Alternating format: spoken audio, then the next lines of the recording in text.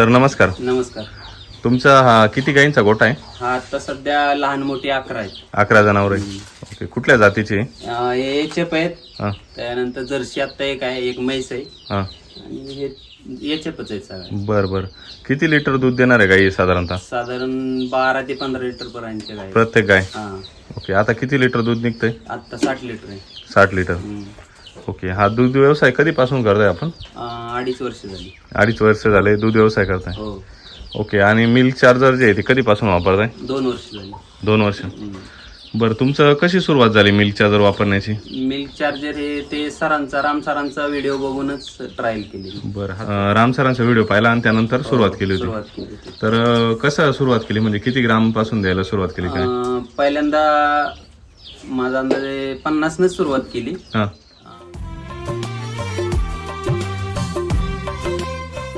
त्या एका गायला जुलाबाचा प्रॉब्लेम होता. कुठल्या गायला? ती विकली मी आता. बरं. तर तिला थोडा आजार पण होता आणि गाभण राहायला त्रास द्यायची. हां हां. तिला एका वेळेस मी कंटिन्यू 4 महिने 5 महिने कंटिन्यू 5 सिमेंट्स केले. 5 सिमेंट्स? हा, पण ती गाभणच राहत नव्हती. बरं. नंतर ना ती गाभण ज्यावेळेस मिल्क चार्जर चालू झालं त्यानंतर 1 महिना गेला. 1 महिन्यानंतर तिला मिल्क चार्जर चालूच होत. त्यानंतर ती 1 महिन्याने प्रेग्नंट राहिली. एका महिन्याने? म्हणजे मिल्क चार्जर दिल्यानंतर? हा, दिल्यानंतर. आणि पूर्ण केमिकल बंद केलं. तिला काहीच नाही? काहीच नाही. मग दुसरं मिल्क म्हणजे मिनरल मिक्सचर काहीच दिलं नव्हतं किंवा औषध दिलं नव्हतं. बरं. फक्त ओनली मिल्क चार्जर. आणि तिला जुलाब जे आहे ते किती पासून होत? पातळ शेण? पातळ शेण तिला म्हणजे पहिलं असेल ती मी खरेदीच घेतली होती ती बारामतीवरून. पण तिला अगोदरच असलं पाहिजे तिला काहीतरी प्रॉब्लेम. नंतर हिथं आल्यानंतर मिल्क चार्जर चालू झाल्यानंतर ती शेण टाकायला सुक्क शेण तेव्हा देत होती दूध आणि नंतर मग ती राहत नव्हती. हा, गाव प्रेग्नंट राहत नव्हती. 5 वेळेस सिमेंट भरलं तुम्ही तरी पण राहिली नाही? नाही राहिली. आणि मिल्क चार्जर चालू केल्यानंतर? 1 महिन्यात राहिली. 1 महिन्यात? म्हणजे तेव्हापासून तुम्हाला अनुभव आला? हो, तेव्हापासून चालूच आहे पूर्ण.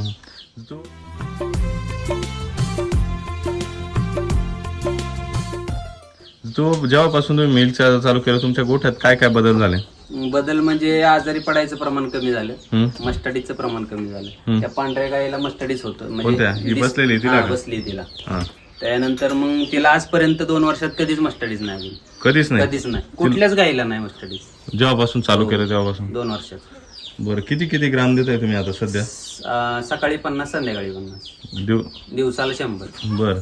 तर तुमच्या गायी ज्या आहेत ते जास्त दूध देणार आहेत तर तुमचं प्रमाण जे आहे ते फारच कमी होत आहे. प्रत्येक गायीला तुम्हाला कमीत कमी 100 ग्राम जे सकाळी 100 ग्राम संध्याकाळी 100 ग्राम असं द्यायचंय. हो. आणि तुम्ही ह्या गायीचं बसलेल्या गायीचा काय अनुभव सांगत होते? ते बसलेल्या गायीला जुलाब होत होते. आणि आता परत जरा 1 महिन्याचा गॅप पडला होता मला मिल्क चार्जरचा. बरं. तर ते परत तिला चालू झाली होती. बरं. आणि आता परत बंद झाली. म्हणजे मिल्क चार्जर चालू केलं की लगेच? दुसरं बकेट घेतलंय मी. दुसरं बकेट चालू केल्यापासून म्हणजे आता बंद झाली. बरं.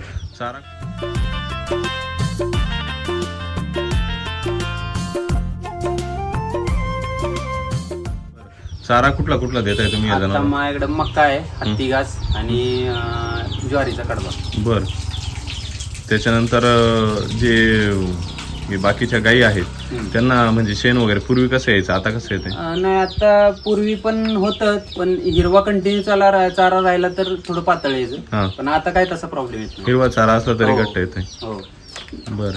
आणि दुधामध्ये काय बदल झाले का? दुधामध्ये सरासरी ही बेंगलोरवरून आणलेली गाई स्टार्टला 10 लिटरनच चालली होती. बर. पण आता ती 13-14च्या रेंजनं चालली. म्हणजे एका वेळेस 3 लिटर दूध वाढले? हो, 2-3 सर्वच गाय. आता ह्या 2 गायी आहेत आता ही आणि पांढरी आणि ती उभी राहिलेली.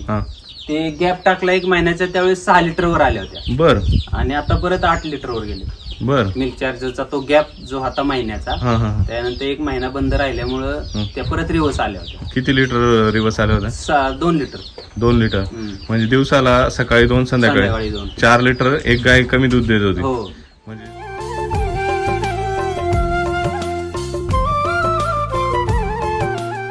सरासरी रेट काय दुधाला? दुधाला आता 39 रुपये 30 पैसे, 39-50 रुपये. बरोबर. म्हणजे दिवसाला किती रुपयाचं नुकसान होतं तुमचं? सकाळी 90 रुपये पकडून चला. हो. आणि संध्याकाळी 90. एका गाईचं 180 रुपये नुकसान होत होतं दिवसाला. आणि अशा किती गाई आहेत तुमच्या दूध देणाऱ्या? आता दूध त्या 2 आहेत.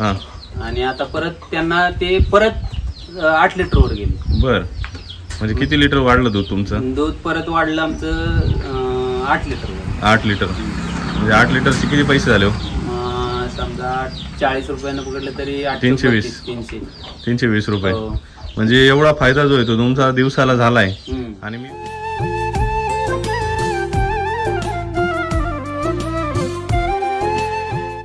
आणि मिल्कच्या जर किती रुपयाचं खाऊ घालता तुम्ही? तसं आता ते किलोच्या हिशोबात केलं तर कसं बसते 100 ग्राम जे आहे ते 37 रुपयाला आहे. 37 रुपये. बरोबर. तर मग 37 रुपयामध्ये तुमचं 320 रुपये फायदा होतोय. हो. म्हणजे अशा पद्धतीने हे जर तुम्ही गणित लक्षात घेतलं तर तुमचा जो गोठा आहे तो खऱ्या अर्थाने हे होईल. साधारणतः आता हे किती दिवस झाले? 2 वर्षापासून वापरताय. 2 वर्षामध्ये तुमच्या शेण जे आहे त्याच्यामध्ये काय बदल झाले?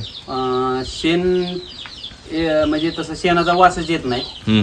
दुसरी गोष्ट म्हणजे स्वच्छता राहते. स्वच्छता राहते. माशा वगैरे नाही. माशा कमीच आहेत. त्यानंतर आता इथं आपलं खुल्लंच वातावरण त्यामुळे एवढं काही जाणवत नाही वासाचं. बरोबर. त्यानंतर दुधाचं प्रमाण वाढलं. दुसरी गोष्ट आजारी पडायचं प्रमाण कमी आहे. बरोबर. आपल्या गोट्यावर शक्यतो करून जर गाय व्याली तर किंवा मग सिमेंट्सला एवढ्यासाठी डॉक्टर येतो. इतर खर्च कुठलाही नाही. कुठलाच खर्च. आता हे बाहेरून आणलेल्या गायी सेट करणं म्हणजे इथं फार अवघड काम राहतं. हा, आता ही बेंगलोरवरनं ज्यावेळेस गाय आणली त्यावेळेस आणल्याच व्याली. व्हॅली. हा, गाडीतनं उतरली कीच व्याली. पण ज्या दिवशी ती व्याली त्या दिवशी पासून लगेच जस्ट चालू केले मिल्क चार्जर. हा, मिल्क चार्जर. तिला उतरली की आम्ही खाद्यच ते ठेवायला सुरुवात केली. मग ते लगेच म्हणजे असं तिला आजपर्यंत काहीच प्रॉब्लेम आला नाहीतर बाहेरचं म्हणजे बाकीची माणसं म्हणायची की बेंगलोरवरून आणल्यानंतर बाहेरचं त्यातलं हवामान सेट होत नाही. पण आपल्या गायला काहीच झालं नाही आजपर्यंत. आणि तुम्ही एका त्या गायीचा अनुभव सांगत होते की तिचं जी गाय व्याल्यानंतर तिचं जे पिल्लू आहे ते हे तुमच्या मागे उभी आहे ती गाय. हो. म्हणजे त्या कसा अनुभव सांगा ना. तिचा अनुभव म्हणजे ती पहिल्यापासूनच म्हणजे जे बाळ पोटात प्रेग्नंट असल्यापासूनच तिला मिल्क चार्जर होतं आईला. ते आईला असल्यामुळे ते पोषक ठरलं त्याला. आणि त्यानंतर ती 15व्या महिन्यात आपण त्याला सिमेंट भरली. ही गाय 15व्या महिन्यात सिमेंट भरली. बापरे. आणि त्यानंतर आता ती परत व्याली ते झाले. आणि व्याल्यानंतर हे तिचं पिल्लू. हो. आता किती लिटर दूध देते ती? आता ती 12 लिटर दूध देते. म्हणजे ही गाय तुम्ही घरीच तयार केली? घरीच तयार केली. आता जर ही मार्केटमध्ये विकायला काढली केवढा जाईल? 1 लाख रुपयाला मागितली होती तिला. बापरे. म्हणजे 15 महिन्यात 1 लाख रुपयाची गाय तयार केली तुम्ही.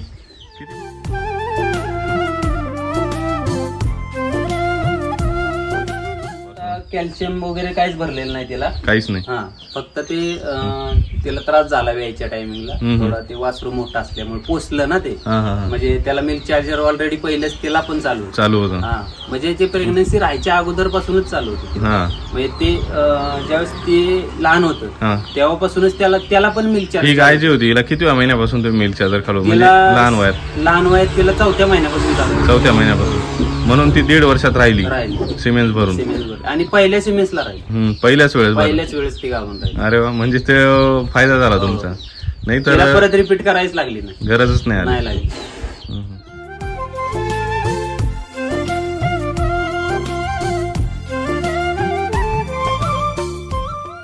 तुमचा अनुभव होता शेणखत तुम्ही मित्राला दिलं? हो. ते माझं शेणखत एका मित्राला दिलं होतं पांडे गावात. तर त्यांनी एका दुसरीकडनं शेणखत आणलं होतं. आणि त्यांनी त्याच्यावर हळद लावली. हळद लावल्यानंतर आपलं जे शेणखत टाकलेलं तिथं हळद उंचीला जास्त होती किंवा मोठी पानं होती. आणि ते जे दुसरीकडनं आणले त्यांनी अर्ध्या भागात टाकलं होतं. ती हळद बारीक होती. ते सांगायला इथं आलत तो माझा मित्र. आणि बघायला मला म्हणत होता सर आता यंदा पण बुकिंग केलंय त्यांनी. अजून त्यात हळदीचा सीझन जरा लांब आहे त्यामुळे मी ते तयार करून ठेवले. शेणखत बघायचं असेल तर तिकडे आहे. मी चालेल ना बघूया. म्हणजे तुमचं शेणखत आधीच बुकिंग झालं? बुकिंग होतं. काय रेट? आता पण बुकिंग आहे. तर ते त्यांनी स्वतः येऊन सांगितले की आम्हाला पुढच्या वर्षीला पूर्ण 15 ट्रॉल्या ठेवून द्यावं. जेवढं असेल तेवढं. म्हणजे रेट पण तुम्हाला एक्स्ट्रा भेटला असेल? मिळाला. 5,500 आता दिले. आणि इतर शेतकऱ्यांचं काय रेटने विकलं जातं? आता सध्या 5 पर्यंत आहे. 5,000 रुपये. म्हणजे तुम्हाला 500 रुपये येते याच्या मागे पण. म्हणजे सगळ्याच गोष्टीने जे तुमचा गोठा फायदेशीर आहे. फायदेशीर.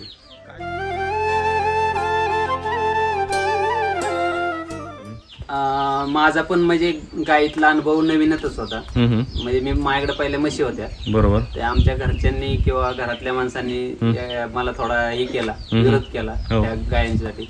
पण तरी पण मी त्यातनं म्हणजे याच्यात घुसलो. आमच्या 2 म्हशी एक्सपायर झाल्या बापरे. Food poisoning. म्हणजे रानात चरायला गेल्यावर त्यावर काहीतरी औषध मारलेलं, कुठेतरी गवत खाल्लं असेल. त्यानंतर मग निर्णय मी घेतला गायांचा, की आपल्याला आता, आणि आमच्या पप्पांना पॅरलेस झालं. ते पॅरलेस झाल्यानंतर आमच्या म्हणजे मिसेसला मला काय दुसरं आपला घरगुती व्यवसाय काय करायचं, त्याच्यासाठी मी ह्या गायीमध्ये घुसलो. आणि आमचे एक बहिणीचे सासरे आहेत, त्यांनी मला थोडं गायडन्स केलं की गायी घे, आपल्याकडे इथं खायला भरपूर आहे, म्हणजे चारा म्हणजे स्वतःचा घरचा, विकत काहीच घ्यायला लागत नाही. बरोबर. त्याच्यामुळं मग मी ह्या गायीमध्ये घुसलो. गायीमध्ये घुसल्यानंतर मग मला थोडं पहिल्या वर्षी जरा व्हायचं कस तरी वाटलं, म्हणजे गायींचं आजारपण, मला भीती घालणारी माणसं भरपूर होती. नवीन धंदा सुरू करायचा म्हणजे.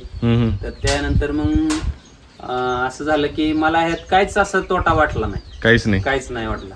आणि नंतर मी किती 3-4 महिने व्हिडिओ बघत होतो रामसरांचे.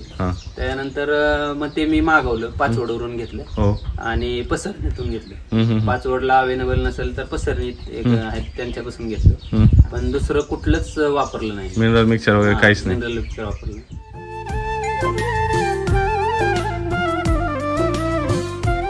नंतर मला मिल्क चार्जर मध्ये इतका म्हणजे अनुभव आला, गाई दुधाला वाढली, प्रेग्नंट राहिली.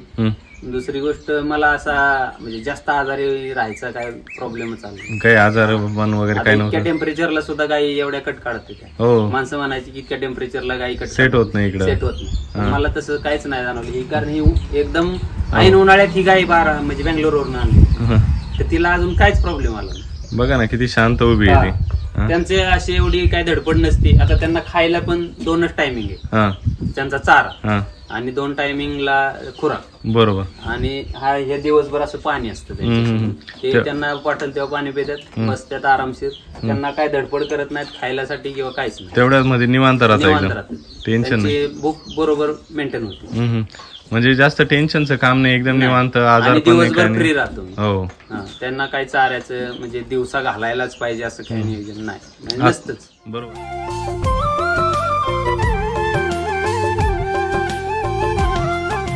बरोबर. आतापर्यंत किती किलो मिल्क चार्जर खाऊ घातला असेल, किती बकेट? आतापर्यंत माझ्या 18 बकेट झाले. 18 बकेट झाले या गाईंना. हो, रेग्युलर चालू असतं. रेग्युलर चालू. आणि तुम्ही बंद करून पण अनुभव घेतलाय? बंद करून पण अनुभव घेतला 1 महिना. ते लगेच रिझल्ट दाखवला त्यांनी. बरोबर. कारण आता सध्या पाणी आणि चारा अतिशय दूषित आहे. हो. आता तुमचा घरचा चारा असल्यावरती तुम्ही तो चारा सुद्धा वैदिकचा करायला पाहिजे. नियोजन तर तेच आहे, पण बघू ट्राय करून. कारण काय आहे, तुम्ही जर आज एवढं फक्त मिल्क चार्जर वापरून शेणखत देऊन जर एवढा हळद चांगली येते, तर तुम्ही चारा पण त्या पद्धतीचा ताकदवर तयार केला आणि तो जर जनावरांना दिला आणि त्यापासून मिळणारं जर शेण वापरलं तर अतिशय उत्कृष्ट जी आहे ती शेती होईल तुमची. तुम्ही तुमच्या घरच्या चाऱ्याला पण ते वैदिक पूर्ण. आता हा बघा इथं समोर घास आहे ना, पूर्ण त्याला शेण आणि ह्या गायींचं हे मूत्र जे गोटा आपण धुतो साफ करतो ते पूर्ण त्यालाच आहे. दुसरं म्हणजे असं केमिकल खतच वापरत नाही, काहीच नाही. एवढ्यावरच नॅचरल होते. तो बघा आता 1 महिन्याचा घास आहे. हो आहे ना. आणि भरपूर वाढ वगैरे झाली त्याची. बर.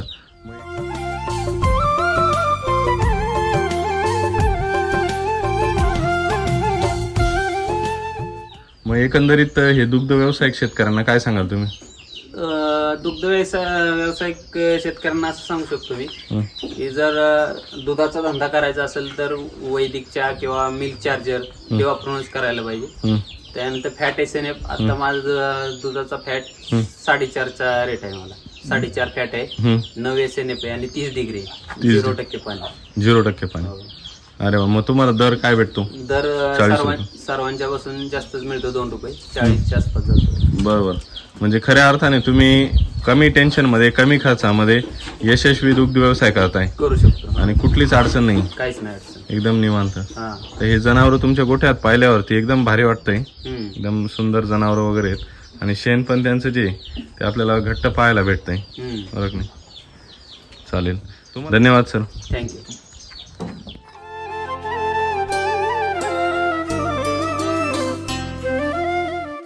पण 2 महिने महिन्याचं गाभण आहे. बर हा किती महिन्याचं झाली होती ती? ती साधारण मला वाटते 18 महिन्याची असेल. जर्सी आहे ना ती. हा ते आपल्याला म्हणजे ह्याच्यासाठी दुधाची फॅट आणि एसएनएफ वाढवण्यासाठी ती जर्सी घेतली.